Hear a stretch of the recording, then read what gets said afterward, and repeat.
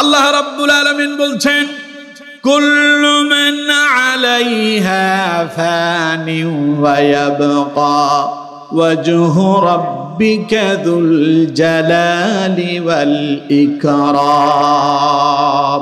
আল্লাহ পাক বলছেন কুল্লু মান আলাইহা ফান, পৃথিবীতে যা কিছু আছে সব ধ্বংস হয়ে যাবে। এই আসমান ভেঙে পড়বে, সূর্য বিলীন হয়ে যাবে, আকাশের নক্ষত্রগুলো খসে পড়ে যাবে, চন্দ্রটা বিলীন হয়ে যাবে।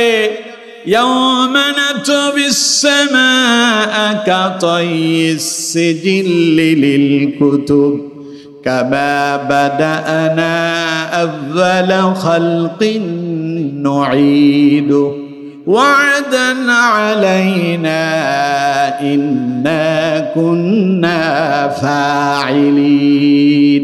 আল্লাহ পাক বলছেন আমার বান্দা শোনো, ইয়াওমা নাতউইস সামাআ কাতাইস সিজিল্লি লিল কুতুব, মাথার উপরে যে আসমান দেখছো এইরকম একখান আসমান নয়, বরং সাতটা আসমান তোমাদের মাথার উপরে আমি আল্লাহ পাক তৈরি করে রেখেছি। একদিন সময় আসবে গোটা আসমানগুলোকে কাতাইস সিজিল্লি লিল কুতুব, বইয়ের পাতার মতো এইভাবে আসমানটারে আমি গোটায় ফেলবো। কামা বাদানা আউয়ালা খালকিন নুঈদু, এরপরে আবার পুনরায় এই আসমানটারে জমিনটারে আমি তৈরি করব। ওয়াদান আলাইনা, এটা আল্লাহর ওয়াদা। আমার বন্ধুগণ, প্রিয় ভাই সাহেব, সুতরাং আসমানটা ভেঙে পড়ে যাবে, সূর্য তার অস্তিত্ব হারিয়ে ফেলবে, চন্দ্র বিলীন হয়ে যাবে, আকাশের নক্ষত্রগুলো খসে পড়ে যাবে, পাহাড়গুলো চুলার মতো উঠতে থাকবে, মানব দানব যা আছে কীট পতঙ্গ সব একদিন শেষ হয়ে যাবে। আল্লাহ রাব্বুল আলামিন বলছেন ওয়া ইয়াবকা ওয়াজহু রাব্বিকা যুল জালালি ওয়াল ইকরাম, শুধু একজনই থাকবেন যিনি মহান রব, তিনি হলেন পৌত্র পবিত্র, তিনি সর্বশ্রেষ্ঠ, তিনি সকল ক্ষমতার একচ্ছত্র মালিক, তার কোনো ধ্বংস নাই। পড়েন সুবহানাল্লাহ। তাহলে আমরা কেউ পৃথিবীতে চিরকাল থাকবো? সবাই আমরা মরবো। মৃত্যু আমাদের পেছন তাড়া করছে। আজকে যে কবরস্থানে যারা শায়িত আছেন, হয়তো হতে পারে আগামীকাল সেই কবরে আমার কিংবা আপনারও ঠিকানা হইতে পারে, ঠিক কিনা? সুতরাং আপনারা যারা এসেছেন এবং যারা এখনো রাস্তাঘাটে ঘুরপাক খাচ্ছেন, চায়ের দোকানে বসে গল্প গুজব করছেন, আপনাদেরকে আল্লাহর ওয়াস্তে আপনাদের প্রতি বিনীত অনুরোধ থাকবে, কোরআনের ময়দানে আসেন, কোরআন থেকে কিছু কথা শোনেন, হতে পারে এটাই পরকালে আপনার জন্য নাজাতের ওসিলা হয়ে যেতে পারে, ঠিক কিনা? আল্লাহ তাআলা আমাদের প্রত্যেককে কবুল করুন, পড়ুন আমিন। আমার বন্ধুগণ, তাহলে আজকের কোরআনুল কারীমের মাহফিলের যে ক্লাস চলছে এখন, এই ক্লাসে আমরা যেই সূরা থেকে আলোচনা শুনছি, সূরার নাম সূরাতুজ জুমার। এখান থেকে আমি একটি আয়াত কারিমার উপর আজকে আলোচনা করব। আয়াত নাম্বার হলো 53, সূরাতে টোটাল আয়াত আছে 75। সূরাটি নবী করিম সাল্লাল্লাহু আলাইহি ওয়াসাল্লামের মক্কার জিন্দেগিতে অবতীর্ণ হয়েছে বিদায় এটাকে মাক্কি সূরা বলা হয়। আমার বন্ধুগণ, প্রিয় ভাই সাহেব, শুরুতে আসুন এই সূরার আমরা সরল অনুবাদ শুনব, তারপরে এর শানে নজুল শুনব, এরপরে এর উপরে আমরা বিস্তারিত আলোচনা শুনব ইনশাআল্লাহ। ওয়া মা তাওফীকি ইল্লা বিল্লাহ সুবহানাকা লা ইলমা লানা ইল্লা মা আল্লামতানা ইন্নাকা আনতাল আলিমুল হাকীম। সকলে মুহাব্বতের সাথে বলেন আমিন। দেখুন আমার বন্ধুগণ, আল্লাহ পাক কি বললেন? আল্লাহ রাব্বুল আলামিন বলছেন, কুল, নবী আপনি বলুন, ইয়া ইবাদিয়াল্লাযীনা আসরাফু আলা আনফুসিহিম, আমার বান্দারা তারা কি নিজেদের নফসের উপরে নিজেরা অনেক জুলুম করছে নাকি? তারা কি অনেক গুনাহ করে ফেলেছে নাকি? আপনি আমার বান্দাদেরকে শোনায়া দেন, লা তাকানাতু মির রাহমাতিল্লাহ, তারা যেন আমার রহমত থেকে নৈরাশ হয়ে না যায়। ইন্নাল্লাহা ইয়াগফিরুয যুনুবা জামিআ, নিশ্চয়ই আমি আল্লাহ তাদের সমুদয় পাপ ক্ষমা করে দেব। ইন্নাহু হুয়াল গফুরুর রহিম, কারণ আমি আল্লাহ হলাম পরম ক্ষমাশীল এবং অসীম দয়ালু। পড়েন সুবহানাল্লাহ। এই হচ্ছে আয়াতের সরল অনুবাদ। এবার আমরা এই আয়াতের শানে নজুলটা শুনব। কোরআনুল কারীমের এমন কোন আয়াত নাই, এমন কোন সূরা নাই যেটা খামোখা নাজিল হয়েছে। আছে কি? সবাই বলেন আছে। এই কোরআন পরিপূর্ণভাবে রাসূলুল্লাহর কাছে আসতে সময় লাগছে কত বছর? হ্যাঁ, একজন দুইজন বলল 23 বছর। রাসূলুল্লাহ নবুয়ত লাভ করলেন কত বছর বয়সে? কথা কয় না, কত বছর? 40 বছর বয়সে রাসূলুল্লাহ নবুয়ত প্রাপ্ত হলেন। রিসালাতের দায়িত্ব পাওয়ার পরে নবীজি বেঁচে ছিলেন 23 বছর। 63 বছরে রাসূলুল্লাহর ইন্তেকাল হলো। 40 বছর বয়সে নবুয়ত প্রাপ্ত হলেন। তাহলে 40-এর সাথে আরো 23 যোগ করলে কত হয়? 63। এই 63 বছরের জীবনীতে আল্লাহ তাআলা গোটা কোরআন 6666 আয়াত, কখনো একটি আয়াত, কখনো 2টি আয়াত, কখনো 5, কখনো 10, কখনো 1 সূরা, কখনো 1 রুকু, কখনো 1 পৃষ্ঠা, যখন যা প্রয়োজন হয়েছে নবীজির গোটা জীবনের এই 63 বছর, এই গোটা জীবনটাতে আল্লাহ পাক অল্প অল্প করে রাসূলুল্লাহকে এই গোটা কোরআনুল কারীম তিনি উপহার দিয়েছেন। পড়েন সুবহানাল্লাহ। সুতরাং আমার বন্ধুগণ, এটি এমন এক কিতাব, এই কোরআনুল কারীমের ভেতরে এমন কোনো কথা নাই, এমন কোনো প্রয়োজনীয়তা নাই যা আল্লাহ কোরআনে তুলে ধরেন নাই। সুবহানাল্লাহ। কোন আল্লাহ তাআলা বলছেন ওয়ানাজ্জালনা আলাইকাল কিতাবা তিবয়ানাল লিকুল্লি শাইইন ওয়া হুদান ওয়া রাহমাতান ওয়া বুশরা লিল মুসলিমিন। পড়েন আল্লাহু আকবার। আল্লাহ পাক বলছেন বান্দারা শোনো, এমন এক কোরআন তোমাদেরকে দিয়েছি, এমন এক কোরআন আমি তোমাদের উপর নাজিল করলাম। এই কোরআনে এমন কোনো কথা নাই যা আমি আল্লাহ পাক তোমাদের জন্য তুলে ধরি নাই। রাষ্ট্র কেমনে চলবে কোরআনে আছে না নাই? কথা বলেন আছে না নাই? সমাজ কিভাবে পরিচালিত হবে কোরআনে আছে না নাই?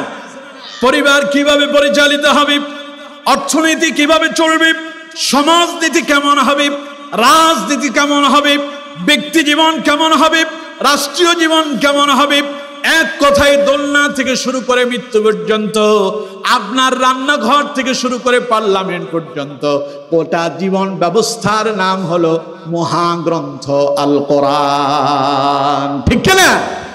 কিন্তু দুর্ভাগ্য হলো এই কোরআনটারে শুধু আমরা মসজিদে মানি, খালি মসজিদে গিয়ে কোরআন দিয়ে নামাজ পড়ি, খালি কোরআনটারে আমরা আমাদের নিজেদের ব্যক্তি জীবনে নামাজের জন্য মেনে নেই। কিন্তু এই কোরআন শুধু মসজিদের জন্য যে মানবেন তা নয়, এই কোরআন দিয়া রাষ্ট্র পরিচালনাও করা লাগবে কি লাগবে না? কথা বলে না, লাগবে কি লাগবে না? এখন এই কথা বললেই বলবে যে হুজুর তো রাজনীতি করে। আচ্ছা কোন তো আমার নবী কি রাষ্ট্রনায়ক ছিলেন না? রাসূল রাষ্ট্র পরিচালনা করেন নাই? নবীর পরে নবীজির সাহাবী হযরত আবু বকর রাষ্ট্র পরিচালনা করেন নাই? হযরত ওমর করেন নাই? হযরত ওসমান রাষ্ট্র পরিচালনা করেন নাই? হযরত আলী রাষ্ট্র পরিচালনা করেন নাই? কথা কয় না, করে নাই? তাহলে তারা যে রাষ্ট্র পরিচালনা করলো কি দিয়া? সবাই বলেন কি দিয়া? নবীজি এমন এক রাষ্ট্র পরিচালনা করলেন যেই রাষ্ট্র পরিচালনার পূর্বে রাষ্ট্রে ছিল চোর, দুর্নীতি, সন্ত্রাস, মানুষ হত্যা, জেনা, ব্যভিচার, এমন কোন অপরাধ ছিল না যা তৎকালীন সময়ের আইয়ামে জাহিলিয়ার যুগের মানুষরা করে নাই, যার ফলে সেই সময়কার লোকদেরকে আইয়ামে জাহিলিয়াত বলা হতো। অন্ধকারের যুগ, বর্বরতার যুগ, যেই মানুষগুলো ওদের ভেতরে কোনো ধরনের স্বজন প্রীতি ছিল না, নিজেদের ভেতরে কোনো ভ্রাতৃত্ববোধ ছিল না, পিতা তার নিজের জীবন্ত কন্যা সন্তানকে মাটিতে পুঁতে ফেলেছিল, আপন স্ত্রীকে কয়েকজন ব্যবহার করেছিল, নারীদের কোনো সম্মান আর ইজ্জত ছিল না, সমাজের ভেতরে মানুষের কোনো অধিকার ছিল না। এই রকম অন্যায় অপরাধমূলক একটি রাষ্ট্র ব্যবস্থাকে মুহাম্মদ সাল্লাল্লাহু আলাইহি ওয়াসাল্লাম আল্লাহর কোরআন দিয়ে সাজিয়ে সেই মানুষগুলোরে আল্লাহর কোরআনের মানুষে সোনালী মানুষে রূপান্তরিত করেছিলেন। ঠিক কিনা? যার ফলে সন্ত্রাস বন্ধ হলো, সাদাবাজ বন্ধ হলো, ইয়াবা বন্ধ হয়ে গেল, মদ জুয়ার আসর বন্ধ হয়ে গেল, জেনা ব্যভিচার বন্ধ হলো, রাষ্ট্র এক কল্যাণময় রাষ্ট্রেই পরিণত হয়েছিল, ঠিক কিনা? আজ দেশ স্বাধীন হলো 54 বছর শেষ হয়ে 55 বছর পদার্পণ করলো। এই 54 বছর আর 55 বছরে স্বাধীনতার পরে বঙ্গবন্ধু এক ভাষণ দিতে গিয়ে বলেছিলেন যে সব রাষ্ট্র স্বাধীন করার পরে কেউ পেল কয়লার খনি, স্বর্ণের খনি, অর্থের খনি, আমি পেলাম চোরের খনি। কারণ আমার যে কম্বলটা হারায় গেল আজ পর্যন্ত পাওয়া যায় নাই। সেই যে ঘোষণা দিল বঙ্গবন্ধু, আজ পর্যন্ত এই 54 বছরে রাষ্ট্রের দুর্নীতি বন্ধ হয় নাই, ঠিক কিনা? বন্ধ হবে কি করে? এই 54 বছরে কি কোরআন দিয়ে রাষ্ট্র চলছিল? এখনো যদি কোরআন দিয়ে রাষ্ট্র চালানোর কথা বলি তাইলে বলবে যে হুজুর তো রাজনীতি শুরু করে দিচ্ছে। আমাদের নিজেদেরই কপাল ফুটছে, নিজেরা নিজেদের কপাল পুড়ায় ফেলছি। আমরা নিজেরাই শান্তির কথা বলে মিছিল করি, কিন্তু শান্তি কোন পথে আসবে, কোন পথে গেলেই শান্তি মিলবে তা আমরা জেনেও না জানার ভান করে থাকি বলে আমাদের কপালে শান্তি মিলে না। সুতরাং আমার বন্ধুগণ, যদি শান্তি পেতে হয় আসতে হবে কিসের দিকে? সবাই বলেন কিসের দিকে? যে কোরআন দিয়ে মসজিদে নামাজ পড়লে পরে শান্তি মিলে। আওয়ামী লীগ, বিএনপি, জামাত, জাসদ, হেফাজত, চরমোনাই, আহলে হাদিস সব দলের লোকেরা মসজিদে গিয়ে নামাজ আদায় করে, একজন আরেকজনের পাশে দাঁড়ায় যায়। কেউ কারোর ধমক দেয় না, কেউ কারোর গালি দিয়া বের করে দেয় নাই। আওয়ামী লীগ বিএনপির বলে নাই 16 বছর আমার জ্বালাতন করলি, এখন পাশে কেন দাঁড়াইলি? জামাত বলে নাই বিএনপি তোমাদের সঙ্গে আমাদের দীর্ঘদিনের সম্পর্ক ছিল, বিচ্ছিন্ন হয়েছে, এখন আর আমাদের পাশে দাঁড়াইতে পারবো না। বলছে কেউ? সবাই এক কাতারে দাঁড়ায় যায়, কারণ মসজিদ চলে আল্লাহর কোরআন দিয়া। এই জন্য মসজিদে গেলে সব দলের লোকেরাই শান্তি পায়, মসজিদে গেলে শান্তি মিলে। মসজিদ থেকে বের হলে জুতা চুরি হয়ে অশান্তি হয়ে যায়, ঠিক কিনা? কারণ মসজিদে কোরআন ছিল, মসজিদে শান্তিও ছিল। মসজিদের বাইরে কোরআন নাই, জন্য শান্তিও নাই। যদি চোরদেরকে কোরআন দিয়ে যদি শাসন করা যেত তাহলে পরে মসজিদের জুতা বাইরে রেখে আসার পরে জুতা চুরির জন্য মসজিদের ভেতরে জুতা রাখার বক্স তৈরি করা লাগতো না, ঠিক কিনা? কারণ চোরেরা জানে চুরি করলে কি হবে। কোরআন বলছে আস-সারিকু ওয়াস-সারিকাতু ফাকাতউ আইদিয়াহুমা। চোর যদি পুরুষ হয় কিংবা নারী হয়, চোর যদি চুরিতে ধরা পড়ে, আল্লাহর কোরআন বলছে তার ডান হাত কেটে দাও। কথা কার? জোরে বলেন কথা কার? কিন্তু আমার বন্ধুগণ, কোরআনের এই শাসন না থাকার কারণে স্বাধীনতার 54 বছরে আমার দেশের ছেলেরা ক্রিকেট খেললো, ফুটবল খেললো, টি-20 খেললো, ওডিআই খেললো, টেস্ট খেললো, কত রকমের কত খেলাধুলা করলো। সব জায়গায় খালি পরাজিত হলো, কিন্তু এক জায়গায় আমরা চ্যাম্পিয়ন, তার নাম দুর্নীতি, ঠিক কিনা? তাহলে দুর্নীতি বন্ধ হবে কেমনে? দুর্নীতিবাজেরা চিন্তা করে আল্লাহর কোরআন দিয়ে যদি পার্লামেন্ট চলে, আল্লাহর কোরআন দিয়ে যদি রাষ্ট্র চলে, আল্লাহর কোরআন দিয়ে যদি সমাজ ব্যবস্থা কায়েম হয়ে যায়, ওই যে চোরেরা চুরি করে করে চ্যাম্পিয়ন হয়, চোরেরা আর চুরিতে চ্যাম্পিয়ন হবে না, সব চোরেরা হাত কাটাতে চ্যাম্পিয়ন হয়ে যাবে, ঠিক কিনা? এর জন্য কোরআন তারা পার্লামেন্টে মানতে পারে না। এখন আপনারা সবাই কি শান্তি চান? চোর মুক্ত বাংলাদেশ চান? দুর্নীতি মুক্ত বাংলাদেশ চান? ইয়াবা মুক্ত, টেন্ডার মুক্ত, চাঁদাবাজ মুক্ত বাংলাদেশ চান আপনারা? তাহলে কোরআনের বিকল্প নাই। আমি আপনারা বলবো না আপনি জামাতের ভোট দেন, হেফাজতের ভোট দেন, চরমোনাইয়ের ভোট দেন। আমি বলবো যারা কোরআনের পক্ষে আপনারা তাদের পক্ষে, যারা কোরআনের পক্ষে আমরা তাদের পক্ষে, ঠিক কিনা? বিএনপি যদি ঘোষণা দেয় আগামীর পার্লামেন্ট কোরআনের আইন দিয়ে চলবে, আমরা তাদের সাথে আছি, ঠিক কিনা? সুতরাং যারা কোরআনের সাথে আমরাও, কথা কয় না, যারা কোরআনের সাথে আমরাও তাদের সাথে। আল্লাহ তাআলা দেশটাকে কোরআনের জন্য কবুল করেন, পড়েন আমিন। তাহলে আমার বন্ধুগণ, কোরআনুল কারীমে এমন কোন কথা নাই যা আল্লাহ বলেন নাই, আর এমন কথাগুলো আল্লাহ রাব্বুল আলামিন কোরআনুল কারীমে বললেন। বান্দার যখন যা প্রয়োজন ছিল, নবীজির নবুয়তের 63 বছরে আল্লাহ গোটা কোরআন অল্প অল্প করে প্রেক্ষাপট অনুযায়ী নবীজিকে দান করেছেন, ঠিক কিনা? যেই আয়াত আপনাদের সামনে তিলাওয়াত করলাম এটাও নাজিল হওয়ার প্রেক্ষাপট আছে, এটাও এমনি এমনি নাজিল হয় না। এই আয়াত নাজিল হওয়ার পেছনে একটা কারণ আছে। কোরআনের ভাষায় এটাকে বলা হয় শানে নজুল। কোরআনের ভাষায় কি বলে? সবাই বললেন না তো, কি বলে? শানে নজুল। আর বাংলাতে বললে প্রেক্ষাপট। সাধারণত আমাদের নিজেদের ভাষায় বললে, আঞ্চলিক ভাষায় বললে কারণ। বুঝতেছেন তো?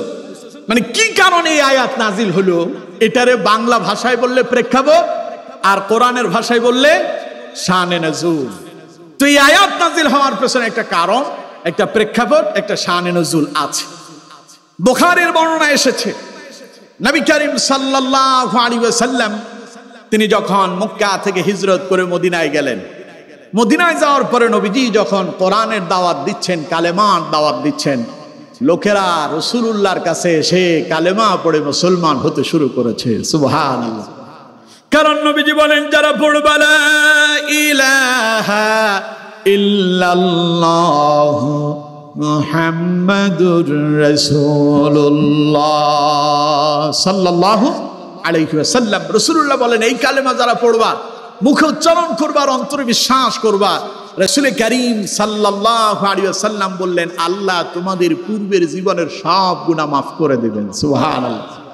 এই ঘোষণা পেয়ে লোকেরা খুশি না বেজার? লোকজন আসতেছে আর কালেমা পড়ে মুসলমান হয়ে যাচ্ছে।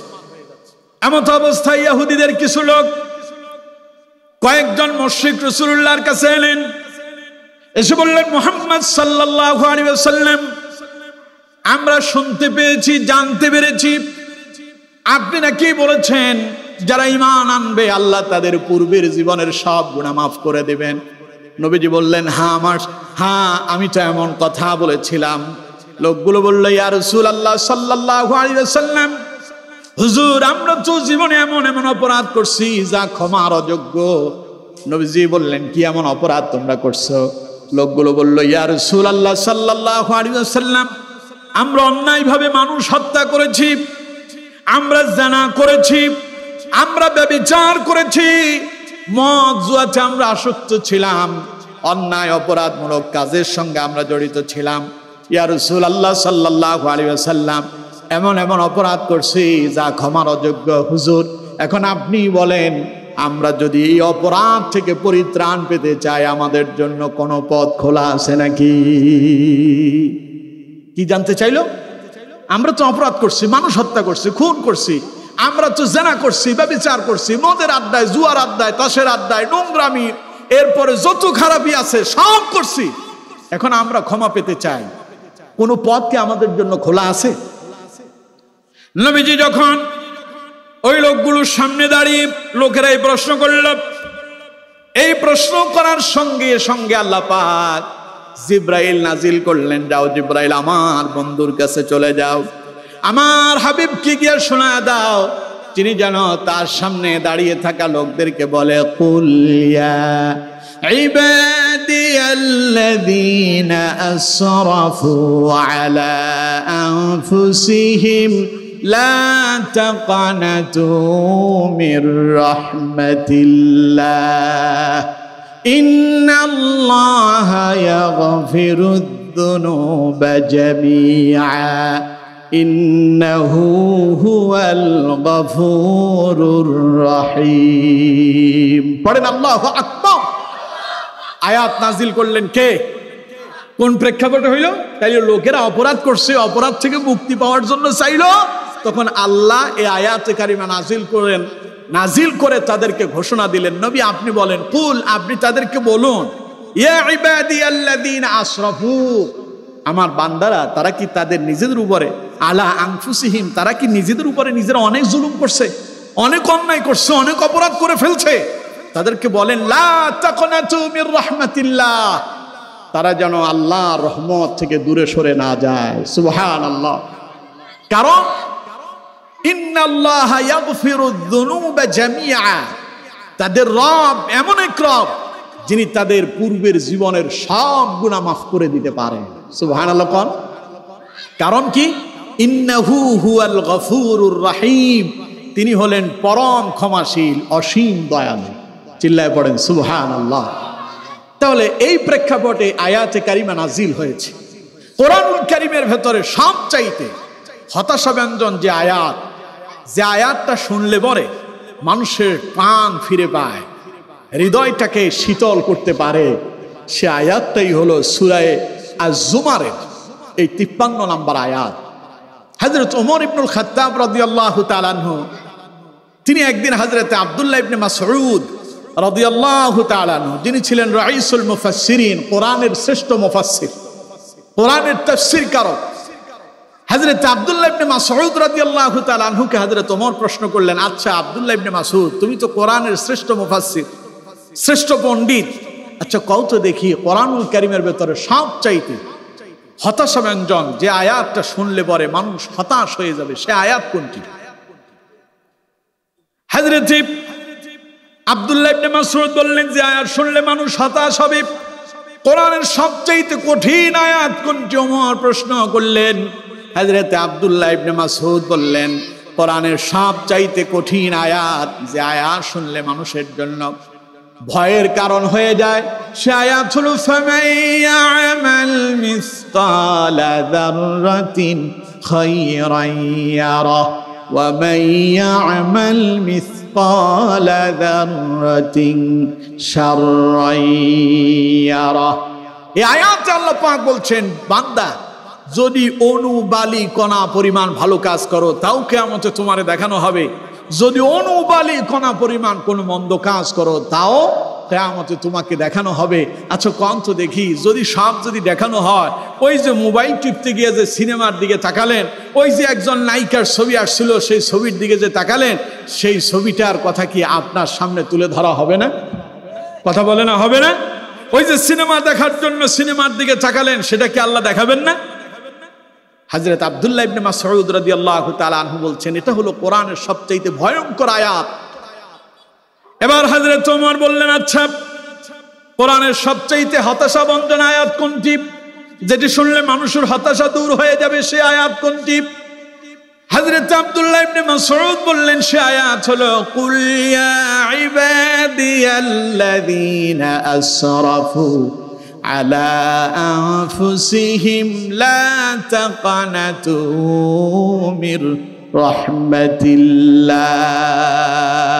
পড়েন আল্লাহু আকবার। হযরত আব্দুল্লাহ ইবনে মাসউদ বললেন, সে আয়াত তো এটি, আল্লাহ তার বান্দাদেরকে বলছেন, বান্দা গুনাহ কি অনেক করছো, অপরাধ কি তোমার অনেক হয়েছে, অনেক পাপ করেছো, লা তাকানাতু মির রাহমাতিল্লাহ, ভয় পেও না, হতাশ হও না, আমার আল্লাহর, আমি আল্লাহর রহমত থেকে দূরে সরে যেও না, তোমার গুনাহ যত হোক আমার দয়া এর চাইতে আরো বিশাল। পড়েন সুবহানাল্লাহ। আমার বন্ধুগণ, তাইলে এবার কোন তো দেখি, আজকের মাহফিলে আমরা যারা এসেছি জীবনে গুনাহ করেন নাই, কারা কারা হাত তোলেন? জীবনে গুনাহ করেন নাই আছেন কেউ? কথা বলেন না, আছেন? আমার বন্ধুগণ, জীবনে আমরা গুনাহ করি না এরকম কেউ আমরা আছি এখানে? সবাই আমরা অপরাধ করছি। রাসূল করিম সাল্লাল্লাহু আলাইহি ওয়াসাল্লাম বলছেন, মানুষ হচ্ছে এমন এক জাতি, কুল্লু বানি আদম খাত্তাউন ওয়া খায়রুল খাত্তাইন আত-তাওয়াবুন। রাসূলুল্লাহ বলেছেন, মানুষ হলো এমন ব্যক্তি যাদের জীবনে গুনাহ আছে, মানুষ গুনাহ করবে, তবে মানুষের ভেতরে শ্রেষ্ঠ হলো তারা গুনাহ করার পরে আল্লাহর কাছে ফিরে আসে যারা। সুবহানাল্লাহ। তাইলে লোকগুলো রাসূলুল্লাহর কাছে আসছিল কি করার পরে? কি করার পরে? গুনাহ করার পরে। হুজুর আমরা তো গুনাহ করছি, মানুষ হত্যা করছি, জিনা করছি, ব্যভিচার করছি, মন্দ কাজ করছি, এখন আমরা কি পরিত্রাণ পাওয়ার আমাদের জন্য কোনো রাস্তা খোলা আছে? আল্লাহ বললেন, নবী আপনি বলেন, ইয়া ইবাদিয়াল্লাযীনা আসরাফু আলা আনফুসিহিম, আমার বান্দারা তারা কি অনেক অন্যায় করছে, তারা কি অনেক অপরাধ করছে, অনেক গুনাহ করছে, আপনি তাদেরকে বলে দেন লা তাকনাতু মির রাহমাতিল্লাহ, তারা যেন আমি আল্লাহর রহমত থেকে, আমি আল্লাহর অনুগ্রহ থেকে দূরে সরে না যায়। চিল্লায় পড়েন সুবহানাল্লাহ। আমার বন্ধুগণ, আমি আপনি আমরা আজকের এই পুরুষ প্যান্ডেলে আপনারা যারা আছেন, মহিলা প্যান্ডেলে যারা আছে, আমরা সবাই জীবনে কম বেশ অপরাধ করছি, কিন্তু আমাদের কারো কারো জীবনে এমন এমন অপরাধ আছে যে অপরাধ শুধু আমি জানি আর আল্লাহ জানেন, আর কেউ জানেন না, এরকম অপরাধ আছে না? আপনার অপরাধের কথা যদি আপনার স্ত্রী জানত, কিংবা আপনার স্ত্রীর অপরাধের কথা যদি আপনি জানতেন, আপনি স্বামী স্ত্রীকে স্ত্রী বলে গ্রহণ করতেন না। স্ত্রী যদি স্বামীর অপরাধের কথা জানতো, স্বামী বলে গ্রহণ করত না। বাপ এমন এমন অপরাধ করছে, সন্তান যদি তার পিতার অপরাধের কথা জানতো, বাপকে বাপ বলে পরিচয় দিত না। বাপ যদি সন্তানের অপরাধের কথা জানতো, সন্তানটারে ত্যায্য করে দিত। কিন্তু আমার বন্ধুগণ, জীবনে আমরা যে যত অপরাধ করেছি, আমাদের কোন অপরাধ কি আল্লাহর চোখে গোপন আছে নাকি? জীবনে যা করেছি সব কিছুই আল্লাহ রাব্বুল আলামিন জানেন, কিন্তু জানার পরেও আল্লাহ মানুষের কাছে আমাদের গুনাহগুলো প্রকাশ করেন নাই। আমাদের গুনাহগুলো আল্লাহ রাব্বুল আলামিন গোপন রেখে দিয়া মানুষের কাছে আমাদেরকে করেছেন সম্মানিত, ঠিক কিনা? আমার বন্ধুগণ, যদি আল্লাহ আমাদের অপরাধ যদি প্রকাশ করে দিতেন, তাহলে পরে আমাদের এমন অবস্থা হতো, লোকজন আমাদেরকে দেখলে সম্মান করা তো পরের কথা, আমাদের দিকে ফিরে মানুষ থুতুও নিক্ষেপ করত না। এইরকম আমাদের জীবনে অপরাধ থাকতে পারে। কিন্তু আমার বন্ধুগণ, যত অপরাধ আছে, আল্লাহ তাআলা বলছেন, বান্দা অপরাধের কথা যখন বুঝতে পারছো এটা তোমার জীবনে অপরাধ হয়েছে, এই কথা বুঝার পরেই লা তাকুনাতু মির রাহমাতিল্লাহ, আমার কাছে আসো, আমার রহমত থেকে নিরাশ হয়ে যেও না। সুবহানাল্লাহ। কোন রাসূল করিম সাল্লাল্লাহু আলাইহি ওয়াসাল্লাম বলছেন, বান্দা যখন অপরাধ করে আর অপরাধের কথা যখন বুঝতে পারে, বুঝার পরে যখন আল্লাহর কাছে অপরাধ থেকে মুক্তি পাওয়ার জন্য, ক্ষমা পাওয়ার জন্য যখন তাওবার দিকে চলে যায়, রাসূলুল্লাহ বলেছেন, ইযা তাকাররাবা আবদি মিন্নি শিবরান তাকাররাবতু মিনহু যিরাআ ওয়া ইযা তাকাররাবা মিন্নি যিরাআন তাকাররাবতু মিনহু বা'আন আও বুআ ওয়া ইযা আতানি ইয়ামশি আতাইতুহু হারওয়ালাতান। পড়েন সুবহানাল্লাহ। নবীজি বলছেন, ইযা তাকাররাবা আবদি মিন্নি শিবরান তাকাররাবতু মিনহু যিরাআ। আল্লাহর কোন বান্দা অপরাধ করার পরে সে যদি বুঝে যে আমি এটা অপরাধ করছি, এই কথা বুঝার পরে সে যদি আল্লাহর কাছে ক্ষমা পাওয়ার জন্য এক বিগত সামনে আগায়, কতটুকুন? এক বিগত। এক বিগত বুঝেন তো? এক হাতের অর্ধেক। এক হাতের অর্ধেক কি কি বলেন আপনারা? এক বট। হ্যাঁ, এক বট। এক বট। দেখছেন, আমরা বট মানে বুঝি যে পেট। বাজারে দেখলে গেলে জিজ্ঞাসা করবেন, ভাই কি রান্না হয়েছে? কয় যে বট রান্না হয়েছে। বলে না তো, বট মানে কি? গরুর ভুঁড়ি। তো এইটারে আমরা ভট বলি, আর আপনাদের ভাষায় ভট মানে কি? এক বিগত বা আধাত, অর্ধ হাত। এই যে বৃদ্ধা আঙ্গুলি এবং কনিষ্ঠ আঙ্গুলি, এটারে টান টান করার পরে এটারে বলে এক বিগত। এটারে কি বলে? এক বিগত। রাসূল করিম সাল্লাল্লাহু আলাইহি ওয়াসাল্লাম বলছেন, ইযা তাকাররাবা আবদি মিন্নি শিবরান তাকাররাবতু মিনহু যিরাআ। আল্লাহর কোন বান্দা তার অপরাধ বুঝার পরে যদি আল্লাহর দিকে যদি এক বিগত পরিমাণ, অর্ধ হাত পরিমাণ এগিয়ে যায়, সামনে আগায়, রাসূলুল্লাহ বলেন আল্লাহ তার বান্দাটারে কাছে পাওয়ার জন্য এক হাত সামনে এগিয়ে যায়। এক বিগত বেশি না এক হাত বেশি? তাহলে আপনি গেলেন কতদূর? এক বিগত। আর আল্লাহ আসলেন কত? এক হাত। সুবহানাল্লাহ। কম। ওয়া ইযা তাকাররাবা মিন্নি যিরাআন তাকাররাবতু মিনহু বা'আন আও বুআ। নবীজি বলেন, বান্দা যখন অপরাধের কথা বুঝতে পারে, আল্লাহর কাছে ক্ষমা পাওয়ার জন্য যদি সে আল্লাহর দিকে এক হাত সামনে এগিয়ে যায়, রাসূলুল্লাহ বলেন আল্লাহ রাব্বুল আলামিন তার ওই বান্দাটারে ক্ষমা করে দেওয়ার জন্য এক গজ তথা দুই হাত সামনে এগিয়ে যায়। ওয়া ইযা আতানি ইয়ামশি আতাইতুহু হারওয়ালাতান।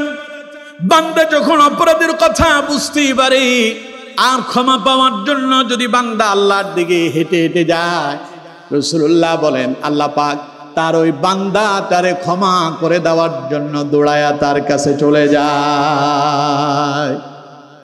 সুবহানাল্লাহ, আরো আসতে বল। রাগ করছেন আপনারা? আপনি গেলেন হেঁটে হেঁটে, আল্লাহ আপনার কাছে পাওয়ার জন্য আল্লাহ দৌড়ায়া আপনার কাছে আসতেছে। পড়েন সুবহানাল্লাহ। তাহলে এটা কখন? যখন আপনি অপরাধ করার পরে বুঝতেন এটা অপরাধ, কিন্তু আপনি অপরাধ জানার পরেও করতেছেন, তাইলে কিন্তু আপনি মারাত্মক অপরাধ করতেছেন। আমার ফেনীর ভাষায় একখান কথা আছে, জাইন না গুনার মাফ নাই। এটা ফেনীর ভাষা আর কি।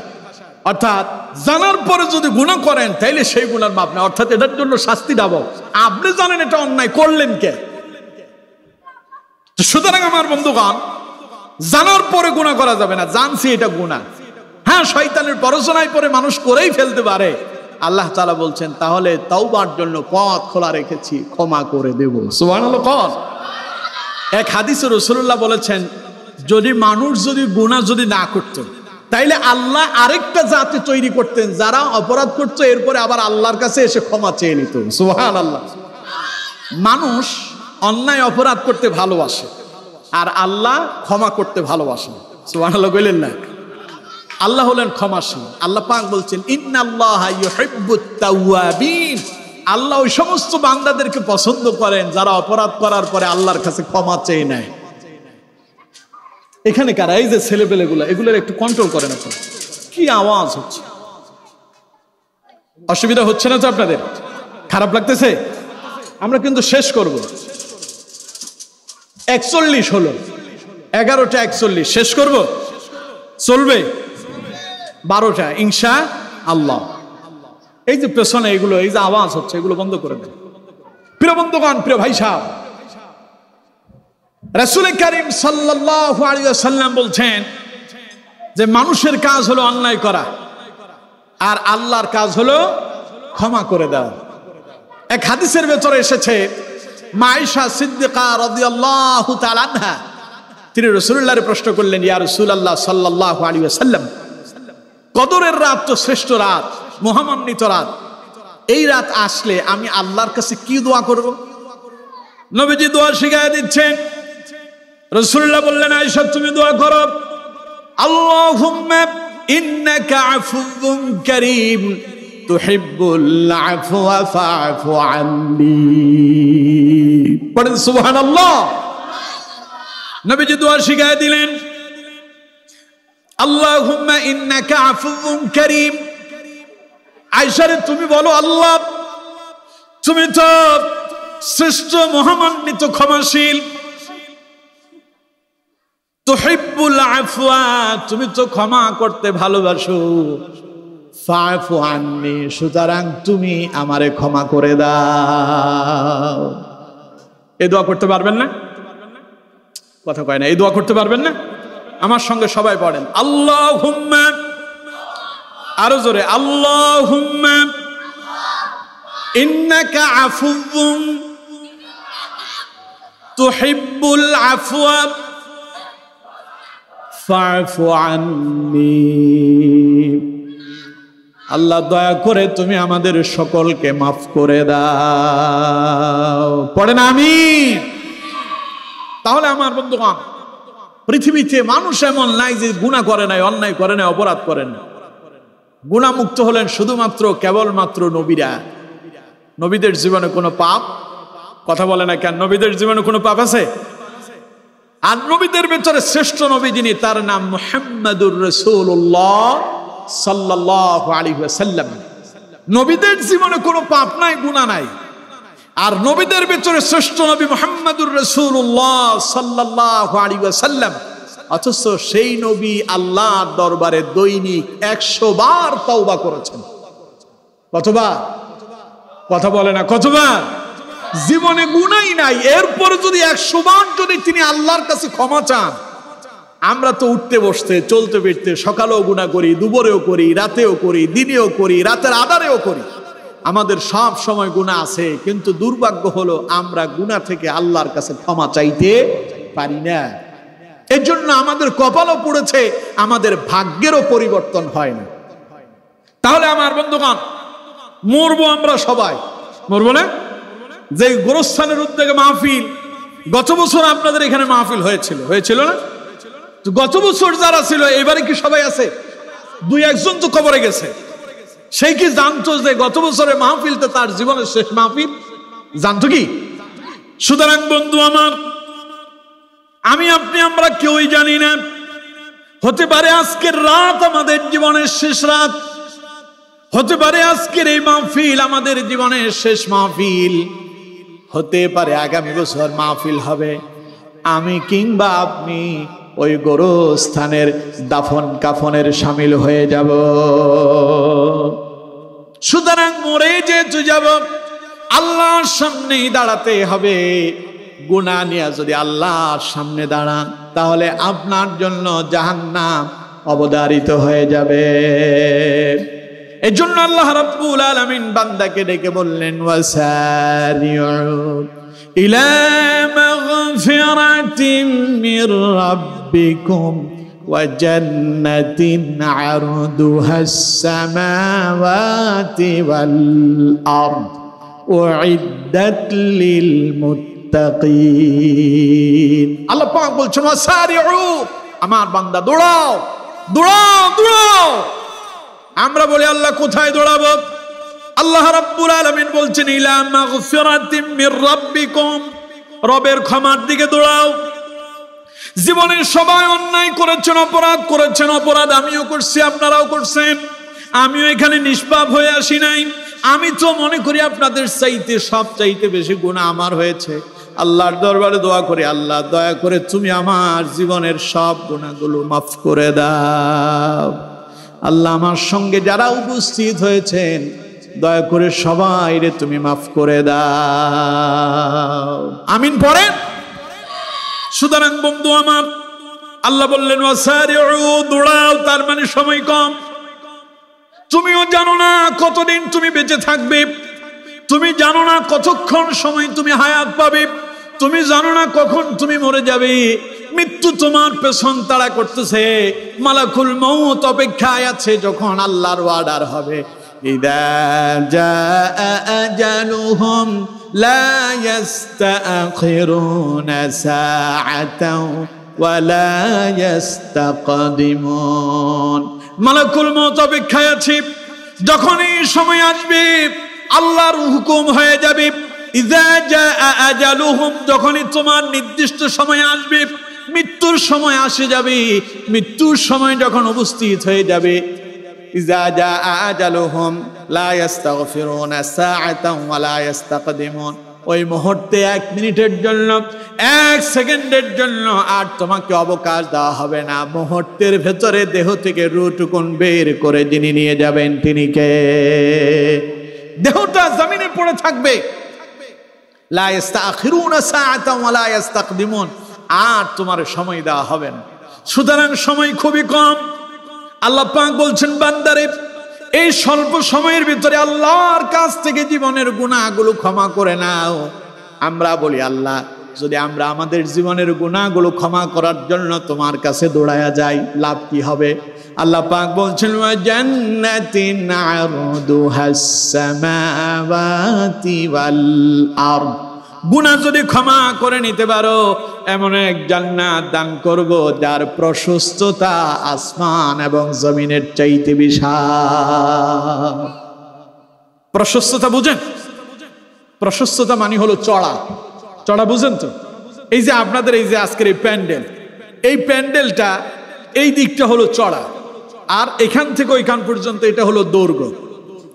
এখন দৈর্ঘ্যটা বেশি না চড়াটা বেশি? এখানে কথা বলেন, চড়াটা বেশি না দৈর্ঘ্যটা বেশি? দৈর্ঘ্য। কিন্তু আল্লাহ বলছেন যে জান্নাত দান করব, ওয়া জান্নাতিন আরদুহাস সামাওয়াতি ওয়াল আরদ, ওর প্রশস্ততা হবে, চড়া হবে আসমান এবং জমিনের চাইতেও বিশাল। সুবহানাল্লাহ। তবে ওইটা বড়, ওইটার দৈর্ঘ্য কতটুকুন হবে তা আল্লাহই ভালো জানে। সুতরাং বন্ধু আমার, গুনাহ আমরা সবাই করছি। জীবনের শেষ সময় মনে করে জীবনের প্রতিটা মুহূর্তে তাওবা ইস্তেগফার করে ক্ষমা চেয়ে নিব কার কাছে? আরো জোরে বলতে হবে, কার কাছে? দেখুন আমার বন্ধুগণ, আপনি হয়তো মনে মনে ভাবতেছেন, হুজুর প্রতিদিনে তো অন্যায় করি, প্রতিদিন যদি আল্লাহর কাছে তাওবা করি আল্লাহ ক্ষমা করবে নাকি? হাদিসে কুদসির ভেতরে এসেছে, হযরত আনাস ইবনে মালিক রাদিয়াল্লাহু তাআলা আনহু তিনি হাদিস বর্ণনা করছেন, নবীজি বলেছেন ক্বালাল্লাহু তাবারাকা ওয়া তাআলা, নবীজি বলেন আল্লাহ রাব্বুল আলামিন বলছেন, ইয়া ইবনা আদম ইন্নাকা মা দাআউতানি ওয়া রাজাউতানি গফারতু লাকা আলা মা কানা ফীকা ওয়া লা আবালি। আল্লাহ পাক বান্দারে ডেকে বলেন, ও আমার বান্দা, ও বনি আদম, ও আদম সন্তানেরা, ইন্নাকা মা দাআউতানি ওয়া রাজাউতানি, যতদিন তুমি আমাকে ডাকবে, যতদিন তুমি আমার কাছে আশা করবে, গফারতু লাকা আলা মা কানা ফীকা ওয়া লা আবালি, যতদিন ডাকবে, যতদিন আমার কাছে তুমি আশা করবে, আমি আল্লাহ ততদিন তোমার সব গুনাহ মাফ করে দিব। ওয়ালা আবালি, এতে আমার কোনো অসুবিধা নাই, আমার কোনো সমস্যা নাই।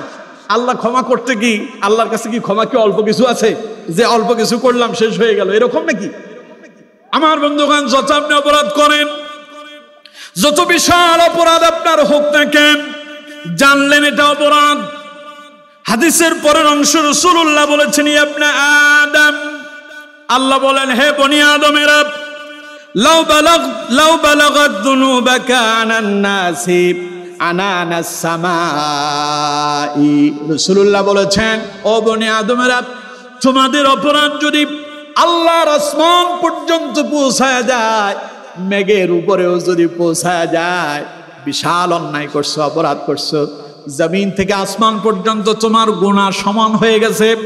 নবী করিম সাল্লাল্লাহু আলাইহি ওয়াসাল্লাম বলছেন, সুম্মা ইস্তাগফারতানি গফারতু লাকা ওয়া লা আবালি, অপরাধ বুঝার পরে তুমি যদি আল্লাহর কাছে যদি তওবা করো, নবীজি বলেন, আল্লাহ বলেন আমি আমার বান্দা তোমার আসমান পর্যন্ত গুনাহটাও মাফ করে দেব। ওয়ালা আবালি, এতে আমার কোনো অসুবিধা নেই। হাদিসের পরের অংশ রাসূলুল্লাহ বলেছেন, ও দুনিয়ার মানুষেরা, আল্লাহ রাব্বুল আলামিন মানুষকে ডেকে ডেকে বলেন, আমার বান্দারে, তোমার অপরাধ যদি সমগ্র পৃথিবীর সমপরিমাণ হয়, আর তুমি যদি আমার সঙ্গে শিরিক করা থেকে যদি বিরত থাকতে পারো, আল্লাহ পাক বলেন তুমি অপরাধ নিয়েও যদি আমার কাছে আসো, আমি আল্লাহ তোমার সেই পৃথিবীর সমান গুনাহ মাফ করে দেব। সুতরাং বন্ধুগণ আমার, আল্লাহ রাব্বুল আলামিন সেই কথাই আয়াতের ভিতরে বলছেন, ইয়া ইবাদিয়াল্লাযীনা আসরাফু আলা আনফুসিহিম লা তাকনাতু মির রাহমাতিল্লাহ। আল্লাহ পাক বলছেন, হে আমার বান্দারা, নবী আপনি বলেন আমার বান্দাদেরকে, তারা কি অনেক গুনাহ করছে, অনেক অপরাধ করছে, ওদেরকে বলেন তারা যেন আমি আল্লাহর রহমত থেকে নিরাশ হয়ে না যায়। কারণ আমি আল্লাহ এমন রব, আমি তাদের এমন মুনিব, আমি তাদের এমন স্রষ্টা, আমি এমন প্রতিপালক। ইন্নাহু হুয়াল গফুরুর রহিম, ইন্নাল্লাহা ইয়াগফিরুদ যুনুবা জামিআ, ইন্নাহু হুয়াল গফুরুর রহিম, নিশ্চয়ই নিঃসন্দেহে অবশ্যই আমি তাদের সব পাপরাশি ক্ষমা করে দেব। সুবহানাল্লাহ। বান্দা যখন অন্যায় করে, অপরাধ করে, মুসলিম শরীফের এক বর্ণনায় এসেছে, রাসূল করিম সাল্লাল্লাহু আলাইহি ওয়াসাল্লাম বলছেন, বান্দা অপরাধ করার পরে যখন আল্লাহর কাছে ফিরে আসে, আল্লাহ তার ওই বান্দার প্রতি কেমন খুশি হন। নবীজি বলেছেন, মনে করো একজন মানুষ ওটের পিঠে সাওয়ার হয়ে কোনো এক মরুভূমির পথ ধরে সফরে যাচ্ছে। সে ওট নিয়ে দীর্ঘ পথ মরুভূমি অতিবাহিত করার পরে তার শরীরটা ক্লান্ত। সেই ক্লান্তি দূর করার জন্য মরুভূমিতে একটা গাছ দেখতে পেল। সেই গাছ দেখে গাছের ছায়ায় সে বসে পড়লো একটু আরাম করার জন্য, ক্লান্তি দূর করার জন্য। এমত অবস্থায় তার ঘুম এসে গেল, হঠাৎ করে ঘুম এসে গেল, সে ঘুমিয়ে পড়ল। কিছুক্ষণ পরে যখন সে তার চোখ খুলল, দেখতে পেল তার উট নাই। নবীজি বলেছেন, সে যখন সজাগ হলো, দেখতে পেল তার উটটা হারিয়ে গেল। কারণ তার উটের পিঠে পানি ছিল। মরুভূমির সব চাইতে প্রয়োজনীয় খাবারের নাম হলো পানি। কি? যারা সৌদি আরব গেছেন তারা জানেন সেখানে তেলের চাইতে পানির দাম বেশি। তেলের চাইতে কিসের দাম বেশি গন্ত? পানি। কারণ সেখানে পানির খুব প্রয়োজন। এজন্য আমার বন্ধুগণ, তার উটের পিঠে তার খাবার আছে, প্রয়োজনীয় আসবাবপত্র আছে, পানিও আছে। উট হারায় গেল, লোকটার উট হারায় যাওয়ার পরে রাসূলুল্লাহ বললেন সেই লোকটা এবার তার উট খুঁজতেছে। সারা মরুভূমি যতদূর তার চোখ যায় সব ঘুরে দেখলো, কোথাও তার উটটা খুঁজে পেল না। মনে মনে ভাবলো, হায় হায়, মরা ছাড়া তো আর কোনো পথ নাই। কারণ মরুভূমিতে কেউ যদি একবার পথ হারিয়ে যায় তার আর ফিরে আসার কোনো পথ খোলা থাকে না। এখন সেই আবার সেই গাছের নিচে এসে সে বসে বসে মৃত্যুর জন্য অপেক্ষা করছে, কারণ সে পানির পিপাসায় একটু পরেই মারা যাবে। এই অবস্থায় যখন সে বসে আছে, পানি না খেয়ে একজন মানুষ 3 দিন পর্যন্ত বাঁচতে পারে। কয়দিন? সবাই বলেন কয়দিন? লোকটা অপেক্ষা করতেছি, কিছুদিন পরেই তো আমার মৃত্যু হয়ে যাবে। মৃত্যুর জন্য অপেক্ষার প্রহর গুনছে আর গাছের নিচে বসে আছে মন খারাপ করে। আবারও তার তন্দ্রা এসে গেল, ঘুম এসে গেল। কিছুক্ষণ ঘুমানোর পরে আবার চোখটা খুলে গেল। লোকটা এবার চোখ খোলার পরে দেখতে পেল তার যে হারিয়ে যাওয়া উটের পিঠের খাবার, সাথে তার পানীয় আসবাবপত্র যা আছে সব নিয়ে উটটা আবার তার সামনে দাঁড়ায় থাকলো। নবীজি বলেন লোকটা এবার লাফ দিয়ে উঠছে, লাফ দিয়ে উঠা উটের লাগাম টেনে ধরছে, রশিটা ধরে খুশিতে বলতেছে, আল্লাহুম্মা আনতা আব্দি ওয়া আনা রাব্বুক, হে আল্লাহ তুমি আমার বান্দা আমি তোমার রব। নাউজুবিল্লাহ কোন? সেই কি আল্লাহ কি তার বান্দা না সে আল্লাহর বান্দা? সে বলল আল্লাহুম্মা আনতা আব্দি, হে আল্লাহ তুমি আমার বান্দা, ওয়া আনা রাব্বুক আমি তোমার রব। কিসের কারণে কইল? খুশির ঠেলায়। খুশির ঠেলায় নিজের কন্ট্রোল করতে পারে নাই, বলে ফেলেছে আল্লাহুম্মা আনতা আব্দি ওয়া আনা রাব্বুক। হওয়ার কথা ছিল আল্লাহুম্মা আনতা রাব্বি ওয়া আনা আবদিক, হে আমার রব তুমি তো আমার প্রতিপালক আমি তোমার গোলাম। উল্টো কথা বলে ফেলেছে আনন্দের সাথে। রাসূল কারীম সাল্লাল্লাহু আলাইহি ওয়াসাল্লাম বলেন, সেই যেমন তার মরুভূমিতে হারিয়ে যাওয়া উট খুঁজে পাওয়ার পরে আনন্দে উল্টো কথা বলে ফেলেছে, আল্লাহ তাআলা তার কোন বান্দা অপরাধ করার পরে সে যখন আল্লাহর কাছে ফিরে আসে, হারিয়ে যাওয়া মানুষটা তার উট খুঁজে পাওয়ার পরে যতটুকু না খুশি হয়, আল্লাহ তার বান্দারে খুঁজে পেলে এর চাইতে আরো বেশি খুশি হয়ে যান। সুবহানাল্লাহ। মুসলিম শরীফের আরেক বর্ণনা এসেছে, নবী করিম সাল্লাল্লাহু আলাইহি ওয়াসাল্লামের প্রিয় সাহাবী হযরত ওমর ইবনুল খাত্তাব রাদিয়াল্লাহু তাআলা আনহু বলছেন, রাসূলুল্লাহর কাছে কয়েকজন বন্দীকে নিয়ে আসা হলো। সেই বন্দীদের ভেতরে একজন মহিলাও ছিল। এই মহিলাটা সে ছোট্ট বাচ্চাদেরকে, দুধের শিশুদেরকে দেখলেই ওরে যায় দড়ায় ধরতেছে, জড়ায় ধইরা তার বুকের স্তন ওই বাচ্চার মুখের ভেতরে দিয়ে দিচ্ছে। নবীজি সাল্লাল্লাহু আলাইহি ওয়াসাল্লাম এই দৃশ্যটা দেখতে পেলেন।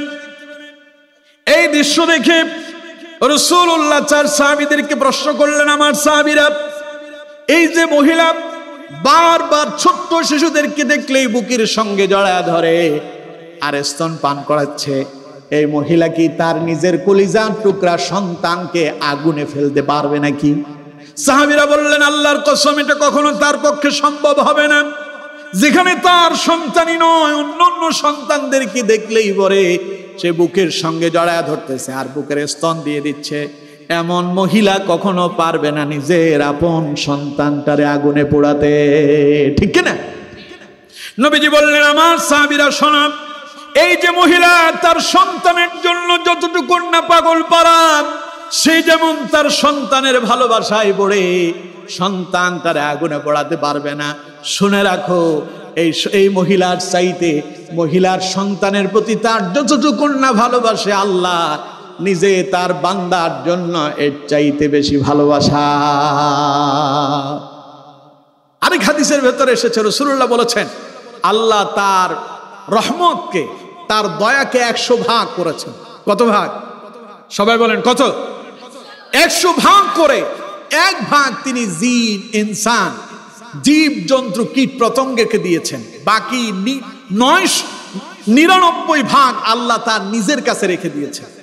বান্দাদেরকে দিলেন কত? 1 ভাগ। তাও কি খালি মানুষরে? জিন ইনসান জীব জন্তু কীট পতঙ্গ যা আছে সবাইরে দিল। আল্লাহর কাছে 99 ভাগ রেখে দিলেন। 1 ভাগ সবাইরে দেওয়ার পরে যে সন্তান সুন্দরী বউ পাওয়ার পরে মারে খাবার দেয় না, গালি দেয়, মায়ের ঘর থেকে বের করে দেয়, বৃদ্ধাশ্রমে রেখে আসে। এরপরে একটা সময় যখন তার স্ত্রী অন্য জায়গায় পরকিয়া করে স্বামীরে রেখে অন্যজনের হাত ধরে চলে যায়, এই সন্তান যখন নিজের ভুল বুঝতে পেরে মায়ের কাছে ফিরে এসে মা বলে ডাক দেয়, মা কি আর তখন সেই পূর্বের ব্যথা বেদনা কি অন্তরে রাখে? মুহূর্তের ভেতরে সব ভুলে গিয়া মা তার সন্তান তার আব্বু বলে বুকের সঙ্গে জড়িয়ে নেয়। আল্লাহ পাক বলেন, বান্দা এই তো 1 ভাগ দিলাম তামাম পৃথিবীতে, সিটাপোটা একটু তোর মায়ের কলিজায় গেল, মারে গালি দিয়া ঘর থেকে বের করে দিলি, বৃদ্ধাশ্রমে পাঠায় দিলি, খাবার দিলি না। এই যদি তোর মায়ের ভালোবাসা হয় তাহলে চিন্তা করে দেখ 99 ভাগ একমাত্র শুধুমাত্র কেবলমাত্র আমি আল্লাহর কাছে আছে, তাহলে আমি আল্লাহর ভালোবাসা এর চাইতে আরো 99,000 কোটি গুণ বেশি, ঠিক কিনা? সুতরাং আমার বন্ধুগণ, এই সিটাবোটা একটু মুরগির কলিজায় গিয়েছি। মুরগি যখন ডিম নিয়ে যখন উমে বসে তা দেয়, মুরগির ডিমগুলো সব একই মুরগির হয় না, বিভিন্ন মুরগির ডিম এনেও মানুষ তা দেয়। এই মুরগির ডিমগুলো থেকে যখন বাচ্চা ফুটে, মুরগি যখন তার বাচ্চাগুলো নিয়ে মাঠে চড়তে বের হয়, আপনি মুরগির পাশ দিয়ে হেঁটে যান, দেখবেন মা মুরগিটা আপনাকে শত্রু মনে করে সন্তানরে সেভ করার জন্য আপনারে ঠোকর মারতে আসে, ঠিক কিনা? এই হলো মায়ের ভালোবাসা এই ছোট্ট মুরগির প্রতি। তাইলে এবার কম তো দেখি, এই ছোট্ট মুরগিটার কলিজার ভেতরে এই ভালোবাসা কে দিলেন? এবার চিন্তা করেন, মানুষরেও যা দিয়েছেন, একটু এক সিটাবোটা মুরগি মায়ের কলিজায় গেল, আকাশে সিল উড়ে যায়। সিল কিন্তু বহু দূর থেকে টার্গেট করতে পারে, সেখান থেকে সো মেরে মুহূর্তের ভেতরে বাচ্চা নিয়ে দৌড় দিয়ে চলে যাবে, 1 মুহূর্তের ভেতরে তার খাবারে পরিণত হয়ে যায়। এই সিল যখন আকাশে উড়ে, মা মুরগি তখন টের পায় তার কাছে একটা রাডার আছে, নেটওয়ার্ক আছে, তার কাছে মেসেজ এসে যায়। তখন মা মুরগি কি করে? টক টক টক টক করে শব্দ করে। বাকি মুরগির বাচ্চারা বুঝতে পারে এই মুহূর্তে ইমার্জেন্সি সিগন্যাল বাজতেছে। কি বাজে? Emergency signal. দেখবেন রাস্তায় যখন অ্যাম্বুলেন্স চলে, এই অ্যাম্বুলেন্সগুলো রুগী নেওয়ার সময় ইমার্জেন্সি হর্ন বাজায়, সিগন্যাল বাজায়। ও যখন ইমার্জেন্সি হর্নটা দেয়, তখন অন্য গাড়ির লোকেরা বুঝতে পারে এই গাড়িতে রুগী আছে, তারে দ্রুত যাওয়ার জন্য জায়গা করে দিতে হবে। তখন ওই গাড়িগুলো একটু সাইড হয়ে যায়, ওই অ্যাম্বুলেন্স রুগীবাহী সেই গাড়িটাকে তাড়াতাড়ি যাওয়ার জন্য সুযোগ করে দেয়। মা মুরগি যখন আসমানে যখন ওই সিল উঠতে দেখে, তখন সে ইমার্জেন্সি সিগন্যাল দেওয়া শুরু করে দেয়, তার হর্ন বাজানো শুরু করে দেয়, টক টক টক টক করে শব্দ করে। বাচ্চারা বুঝতে পারে আমাদের জন্য ইমার্জেন্সি সিগন্যাল এসেছে। মা তাদেরকে ডাক দিলেন। মা মুরগিটা নিজের ডানাগুলো এইভাবে মেলে দেয়, আর বাচ্চা মুরগিরা সব ডানার ভেতরে আসে। মা মুরগিটা বাচ্চাগুলোরে সেভ করার জন্য ডানাগুলোকে আবার নিজের শরীরের সাথে একসাথ করে মিলায় নেয়। বাচ্চাগুলো তখন আর আপনি দেখতে পাবেন না। কম তো দেখি এই মুরগি, মা মুরগির কলিজার ভেতরে এই ভালোবাসা কে দিলেন? সুবহানাল্লাহ কইলেন না? তাইলে এবার কোন এই একটু ভালোবাসা 1 ভাগ গোটা পৃথিবীর, আমরা বলি 18,000 মাখলুকাত, বলি না আমরা? তবে বিজ্ঞান গবেষণা করে দেখেছে সমুদ্রের ভেতরে আছে 18,000-এর চাইতে বেশি মাখলুকাত। সুবহানাল্লাহ কোন? তাহলে আল্লাহর সৃষ্টি যে কত আছে আমরা কেউ জানি না, বেগাইরি হিসাব, হিসাববিহীন। এই সবগুলোরে আল্লাহ তাআলা 1 ভাগ ভালোবাসা দেওয়ার পরে তাদের ভালোবাসা যদি এমন হয়, তাহলে এবার কন্ত দেখি আমি আমার আল্লাহর ভালোবাসা বান্দার প্রতি কম না বেশি? সুতরাং বন্ধু আমার, মরেই যাব, মৃত্যু আমাদের সকলের জন্য সুনিশ্চিত। মৃত্যুর আগেই আমাদেরকে তাওবা করতে হবে। মৃত্যুর আগে যদি তাওবা করতে পারেন, তাওবা যিনি মঞ্জুর করবেন তিনি কে?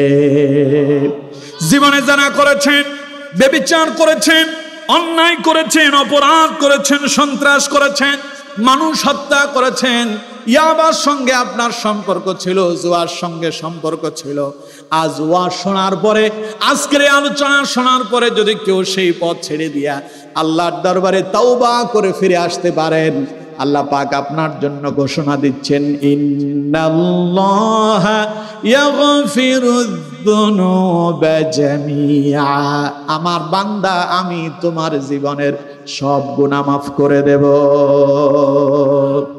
ইন্নাহু হুয়াল গফুরুর রহিম, কারণ আল্লাহ হলেন শ্রেষ্ঠ ক্ষমাশীল, আল্লাহ হলেন পরম দয়ালু। পড়েন সুবহানাল্লাহ। সময় 12:03। কথা ছিল 12টা পর্যন্ত বলবো, 3 মিনিট কিন্তু বেশি হয়ে গেল। তাহলে আজকে আলোচনা থেকে আমরা কি শিখলাম? একটা কথা, তা হলো গুনাহ আমরা সবাই করছি। সামনে কি গুনাহ করব? সবাই বলেন গুনাহ করব। তবে শয়তান কিন্তু আমাদের পেছনে লেগে আছে আমাদেরকে গুনার পথে নিয়ে যাওয়ার জন্য। এই শয়তানকে আমাদের কাজ হচ্ছে এই শয়তানকে ওভারটেক করে তাকে পেছনে ফেলে দেয়া আমরা আমাদের আমলের জন্য প্রতিযোগিতায় লেগে যাব। পূর্বের অপরাধের জন্য আল্লাহর কাছে ক্ষমা চেয়ে নেব, তাহলে আমাদের জীবন হবে কল্যাণময়।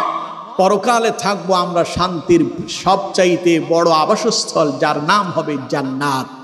আমরা কি সেই জান্নাতে যেতে চাই? যারা আজকের এই কবরের উদ্যোগে, যেই গোরস্থানের উদ্যোগে মাহফিল হচ্ছে, তাদের জন্য আমরা দোয়া করি আল্লাহ তাদের জিন্দেগীর গুনাহ খাতাগুলো মাফ করে দেন। আমরা যারা বেঁচে আছি আল্লাহ আমাদেরকেও ক্ষমা করে দেন। বলেন আমিন। মৃতদের কবরগুলোকে আল্লাহ জান্নাতের বাগান বানিয়ে দেন, আর আমাদেরকে ঈমানের সাথে মৃত্যুবরণ করে জান্নাতের মেহমান হিসেবে কবুল করেন। পড়েন আমিন। যা আলোচনা হয়েছে, যতটুকুন বলেছি, আপনারা যা শুনেছেন, আমার কোনো কথায় যদি ভুল হয়ে যায় আল্লাহ তাআলা আপনাদের অন্তর থেকে সমস্ত ভুলগুলো মুছে দিন। সঠিক প্রত্যেকটা কথার উপরে আমাকে এবং আপনাদের সকলকে বাস্তব জীবনে আমল করার তৌফিক দান করুন। পড়ুন আমিন।